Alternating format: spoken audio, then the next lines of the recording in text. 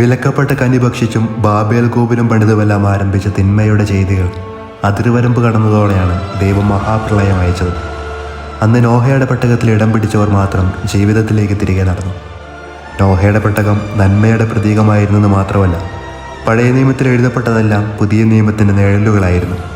ക്രിസ്തുവിൻ്റെ പരവിക്കായി പാപത്തിൻ്റെ എല്ലാ കറകളിൽ നിന്നും ദൈവം സംരക്ഷിച്ച നോഹയുടെ പെട്ടകം പരിശുദ്ധ മറിയമാണെന്നാണ് സഭാപിതാക്കന്മാരുടെ ഭാഷ്യം. ലോകത്തിലെ ഏറ്റവും ഭാഗ്യപ്പെട്ട സ്ത്രീ ആരാണെന്ന് ചോദിച്ചാൽ നമുക്കെല്ലാവർക്കും ഒരു ഉത്തരമേ കാണൂ: പരിശുദ്ധ മറിയമെന്ന്. കാരണം ഏതളവുകോൽ വെച്ച് നോക്കിയാലും മറിയം പുണ്യവതിയായിരുന്നു. ദൈവം ഒരുക്കിയവൾ ദൈവത്തോട്